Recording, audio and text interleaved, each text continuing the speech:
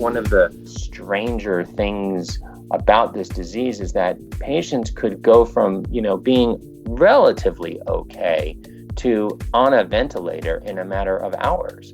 That's Jonathan Cohn, Senior National Correspondent at HuffPost, and he's our guest talking about what their reporting has learned from a package of stories on the coronavirus crisis.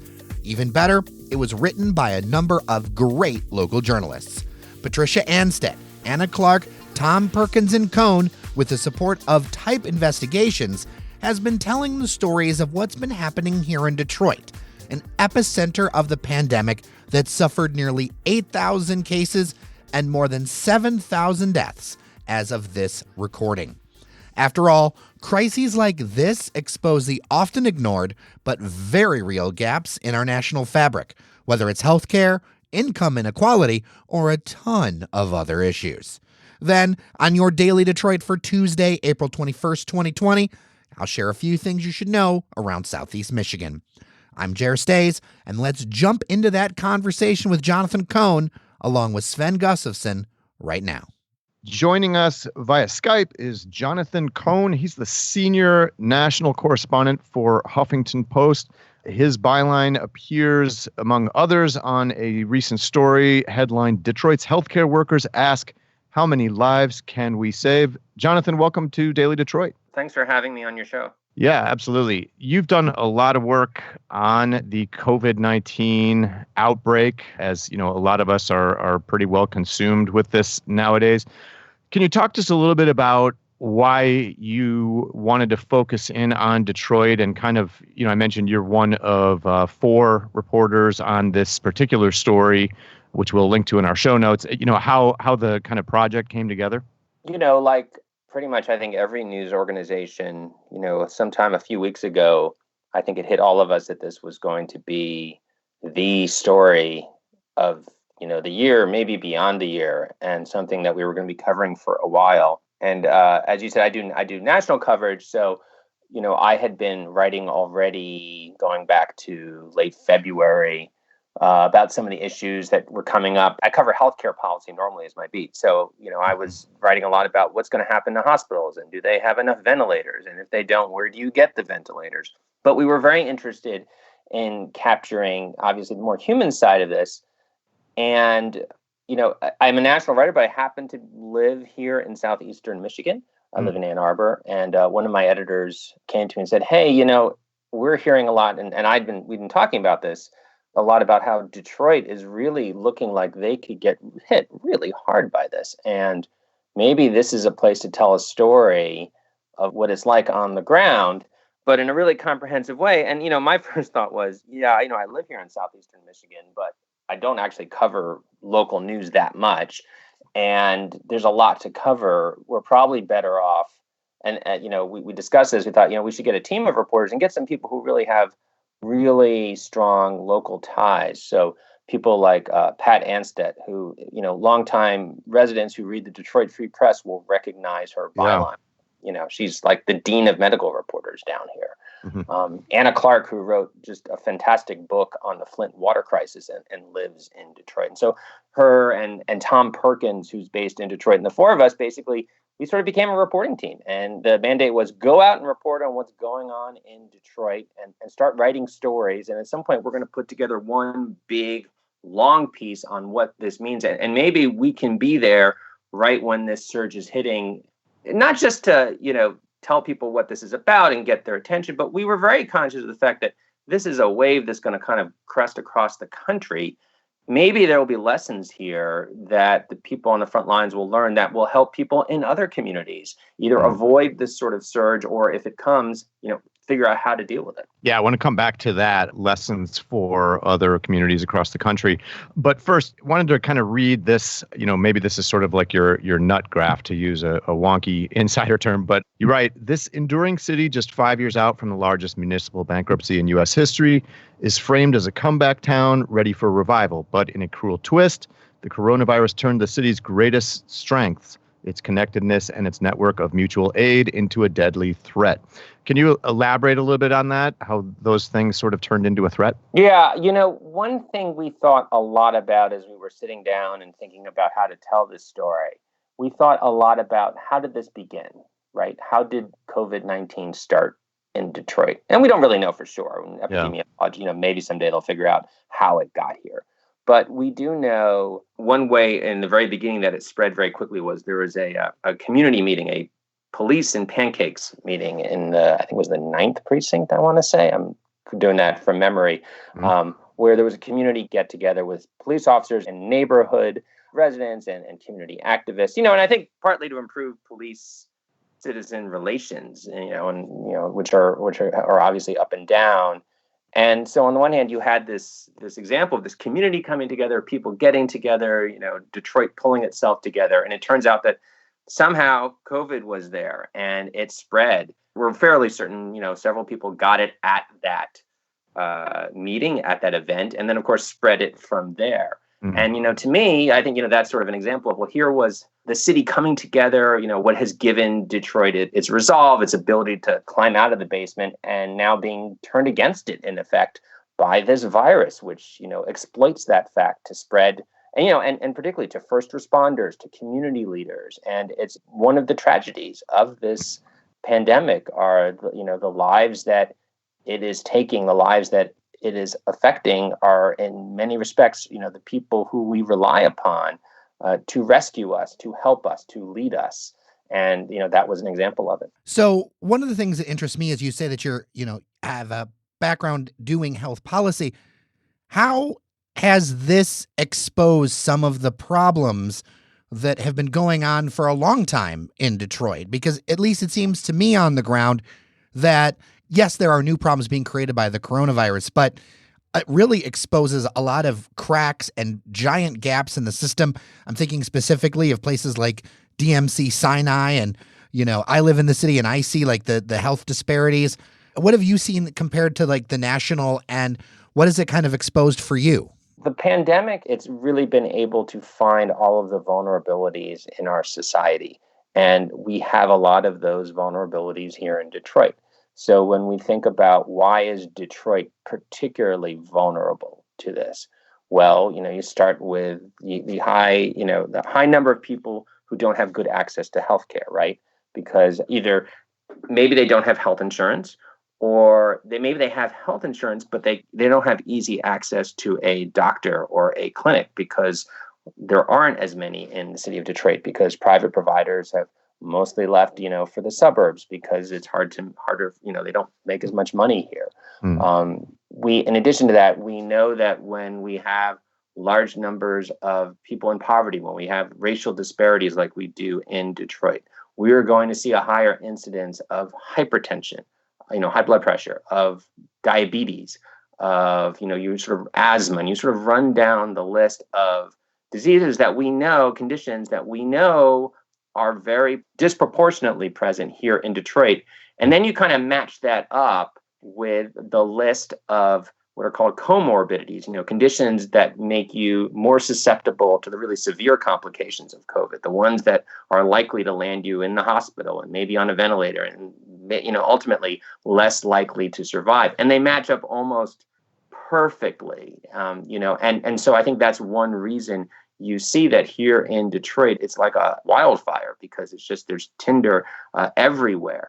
So it's really exposed those underlying problems. And then you get to the sort of side of healthcare delivery. As you said, you look at a place like DMC, which has had a lot of controversy around it, right? There's been a lot of questions about, it's owned by Tenet, which is a for-profit company based in Texas. And a lot of people say, look, they have not invested enough. The hospital is not living up to its historic commitment to be the number one safety net hospital of Detroit. And I will certainly say that in our reporting, in looking at the different hospitals around Detroit, we heard a lot of stories from DMC, from people working at DMC who were really struggling, and they really seemed to be having a hard time. That's not to say you didn't see them at other hospitals. And, who knows, maybe it's just a function of who we spoke to.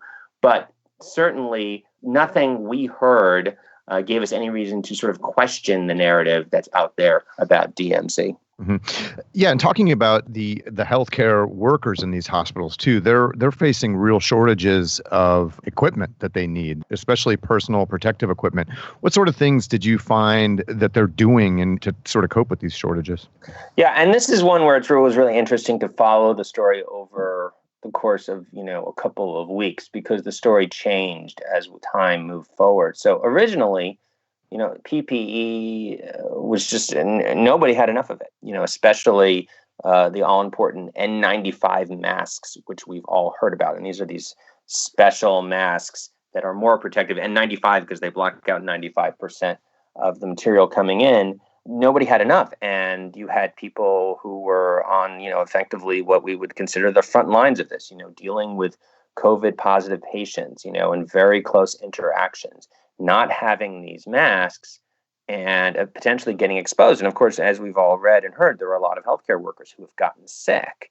And you have to presume some of them, in some cases, that was because there was not enough PPE.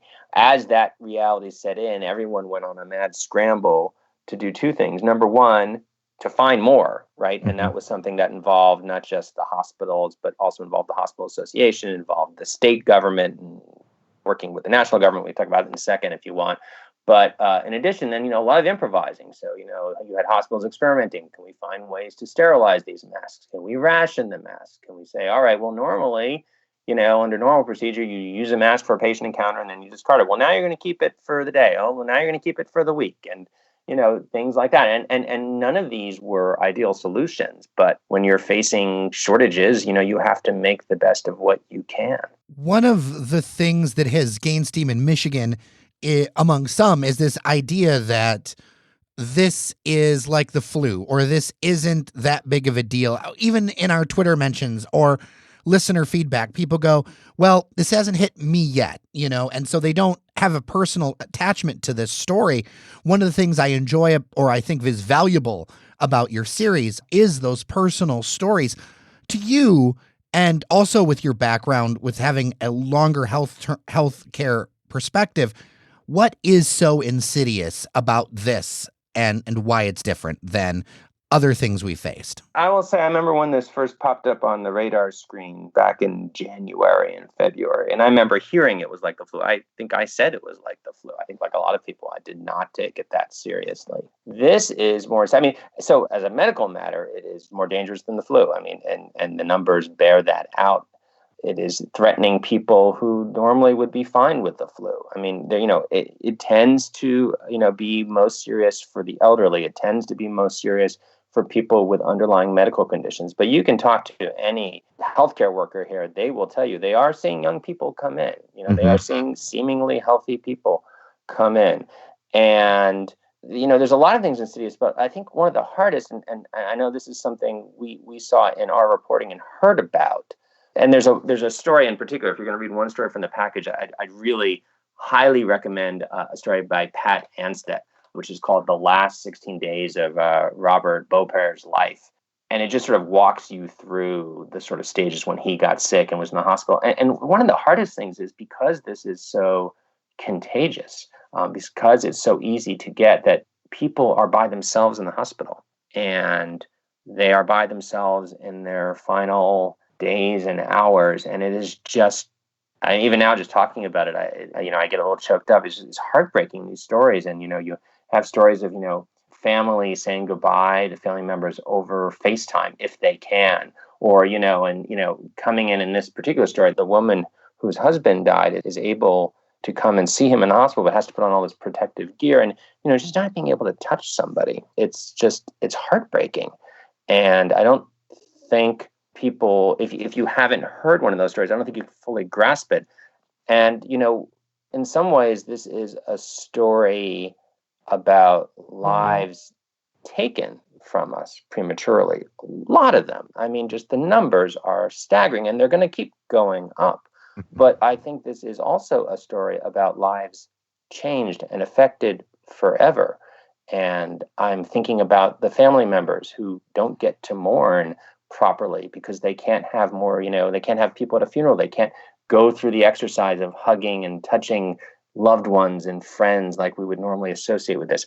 I'm thinking about the healthcare workers. I mean, I just cannot imagine what it is like to be around that much death and the lingering effects for years. And it's there's so many things to worry about right now, but I worry quite seriously about the mental health effects on our healthcare workforce. And as we go forward, somewhere on the list of things to be thinking about in the months and years to come, I hope that's on there. Yeah. What did you spoke to a lot of nurses and stuff. What did they say about how this is affecting them psychologically and how they're coping with that? Everyone was different. And my colleagues, honestly, spoke to more of them than I did. But there was a range of responses. The sentiment I took away was on just the overwhelming nature of it, just the scale, right? Being on these wards with so many sick people. This is not what it is like in a hospital normally, even at the height of flu season.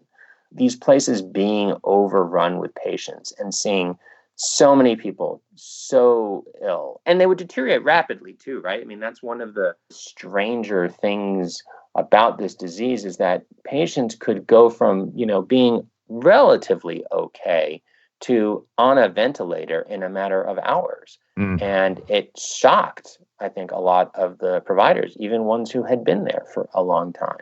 And many of them mentioned, adrenaline got them through this for a while. If you work in emergency medicine in particular, it's part of your life. If you picked emergency medicine, you probably get a little bit of a rush, from that, right? And sure. Whatever. But at some point it hits you and they're exhausted and scared too, by the way. I mean, they are, we talk about how brave everybody is putting themselves at risk. You better believe they're afraid too, which makes their bravery all the more remarkable, I think. But people are scared, and fear is very, it's tough on the human psyche for a long period of time. Yeah, I love the part where they talk about in two different hospitals. I forget which one is which, but they were playing "Don't Stop Believing" by Journey and "Here Comes the Sun" by the Beatles. Whenever a patient would come off a ventilator, successfully, like they were going to make it okay. And the quote from the nurse was, "Yesterday, I heard that 4 or 5 times. It was nice." That's really remarkable. I mean, broadly speaking, you talked at the beginning about like the lessons that the experience here in Detroit might portend for the rest of the country. What do you consider to be those lessons? Like, what can Detroit teach the rest of the country, especially parts of the country where coronavirus hasn't yet really had much of an impact yet? Yeah, so I mean, a couple. I mean, first of all, there are medical lessons. Many of the Detroit hospitals have been at the forefront of trying different therapies, different treatment options. And, even listening to them over the course of, 2 weeks, you could hear the treatment evolving. So, I mean, one thing, this is going to sound like a very simple thing, and this is not unique to Detroit, but as one of the early cities, they're discovering it here, which is that they discovered if you position patients on their bellies instead of their backs, that helps the lungs get more air in, and actually has helped a lot of patients, they think, keep them off ventilators. Because all things being equal, ventilators, the breathing machine we keep hearing about, they were in short supply. If you can keep someone off a ventilator, that's good. So, I mean, there were medical insights like that. I think, there are, hospital level insights of, re-engineering your hospital works. That the hospitals here that were best able to handle this, I think, did a lot of advanced planning. It was interesting to talk to some of the administrators about how early this was on their radar screen, and they were thinking about, all right, what is our pandemic plan? And they made these plans over the years. They a lot of them are around. They remember SARS, they remember H1N1, they remember Ebola. So they kind of had this ready to go, and that made a big difference. Being able to sort of triage people quickly, separate out the patients who were infectious or positive and not. We're in this phase now where it does look like the surge has subsided. I've now heard from doctors all over who are saying, look, we're discharging more patients than we're admitting. We're taking more people off ventilators than putting on ventilators. They do feel like we are on the downslope, at least for now. They all credit the stay-at-home order, all of them. They say this made such a huge difference. Things look so bad. And Michigan really slammed the brakes hard. If you look at the maps of states where social distancing really wasn't affecting people, stopped activity, Michigan's at the forefront. And obviously, just in the last couple of days and week, we're starting to hear some controversy. And obviously you can debate the details of, does it have to be this restrictive on this or that? But every single expert doctor, nurse who knows about public health has said, wow, this made such a huge difference. This saved us. I mean, that's the phrase. We would have been overrun. We would not have been able, we would have been rationing, and this saved us. And there's always an asterisk to that, which is please don't ease up too quickly, because lives were saved by the thousands, they say, and they don't want to just suddenly let go and have it all come back again. Yeah. Meanwhile, we're seeing protests in state capitals around the country. Protesting stay-at-home orders, and people think it's overly restrictive. As a national correspondent, I know you've written about the federal government's response to all of this. Like, what are you hearing, if anything, from some of the hospital executives or healthcare workers on the ground about that federal response? Are they talking about that? Like, are they frustrated? So obviously, when you talk to the doctors in the hospitals, many of them are a little reluctant to start talking politics. Sure. A, because they're sort of preoccupied with what's in front of them, and B, I think they feel like, well, look, it's not. They don't want to get too far out there. Having said all that, I think there is a widespread sense that, particularly early in this crisis, they were expecting a lot more help from the federal government in terms of supplies and coordination, and it did not come quickly. Some of it is coming now, but there's a sense that things got really hairy for a while. And when we talk about the lack of protective gear, and did they very possibly made more people sick and cost lives? I mean, where was the federal government organizing that? Why weren't they on top of this? And again, I think there is some concern now that from a public health standpoint, easing up too quickly would be very dangerous. And I do think there's anxiety about that. I was speaking last night to a physician up in the northern suburbs, and he was so excited to call me because there was good news. We've been keeping in touch the last couple of weeks. And he said, our caseload is way down. There are fewer people coming to the emergency room. I really feel like we've turned this around. He's like, but boy, am I scared, because if we don't have a way to identify and isolate these people going forward when we open back up, it's going to come right back. Yeah. The main package in the story is headlined, Detroit's healthcare workers ask how many lives can we save? We will, of course, put a link to it on dailydetroit.com. Jonathan Cohn is the senior national correspondent for the Huffington Post. Jonathan, thanks so much for your time. Great job, and we appreciate it. Well, thanks for having me on the show, and everyone stay safe.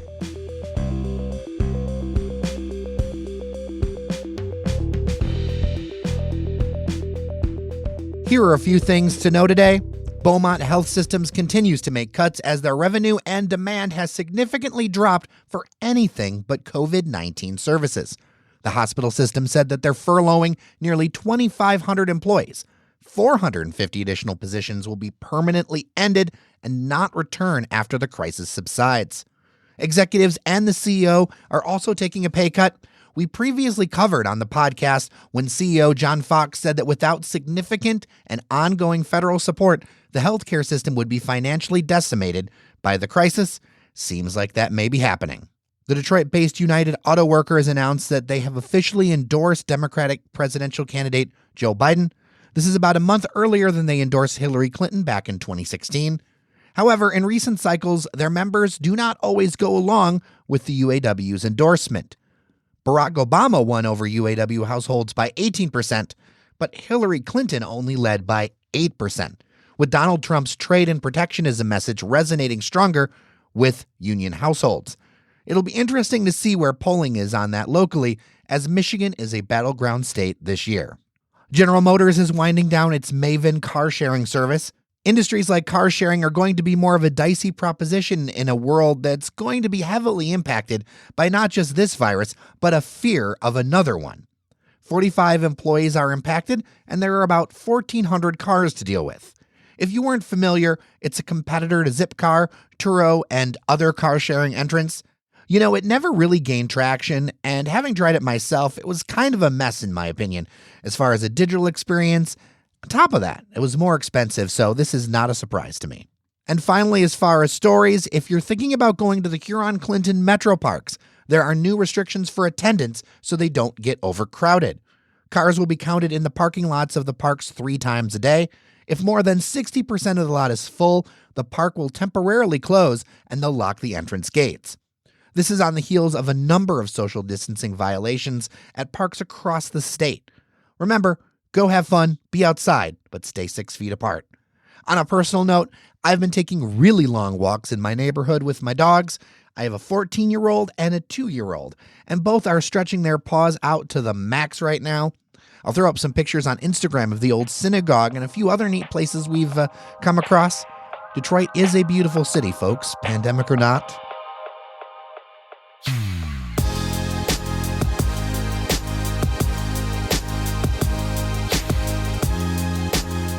Well, before I let you go, happy anniversary to our editor and associate producer, Cheyenne Noserini. Her and her husband are celebrating 8 years of marriage today, so she has the day off. You know, I know multiple people who have celebrated birthdays and anniversaries during this time. My thoughts definitely go out to you as well as my best wishes. Thanks to longtime listener Lindsay for joining us as a member, and longtime supporter Ellen for your support. You too can help push Detroit's conversation forward at patreon.com/dailydetroit. With that, I'm Jer Stays. Take care of each other, and we'll get through this together.